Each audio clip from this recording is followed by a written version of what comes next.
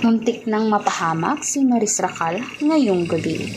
Dahil sa hindi niya inaakala at hindi niya inaasahang pagkakataon ay muntik na talaga siyang mahalay. Gayunpaman dahil nga mismo pagkatapos ng kanilang pag-acting doon sa kasalukuyan nilang ginagawa kasama sina Richard Gutierrez at sina Daniel Padilla ay nagkaroon siya ng chill and relax moment sa bar kung saan kasama niya rin si Anthony Jennings at mga kaibigan pang mga lalaki. Malapit kasi si Maris sa mga lalaki, lalong-lalo na napakalikot niya. Kaya naman hindi naman talaga na maiiwasan pa na magustuhan niya siya ng ibang mga kalalakihan na makakasama niya din mismo sa bar.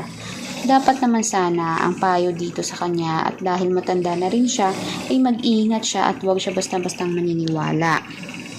At sa gayon pa man, dapat pagkaingatan niya ang pagkababae niya, hindi yung nag-flirt siya at talaga namang kahit may jowa na ang tao ay pinapatulan pa rin. Alam naman natin yung lahat na may kasalanan si Maris.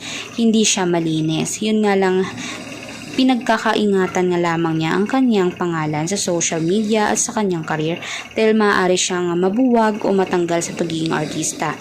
Humihingi din naman siya ng dispensa at talaga namang nagpipray siya at humihingi ng pagdarasal dahil nga sa mga nakita sa kanyang prediction na siya ay papanaw at mamamatay naman talaga.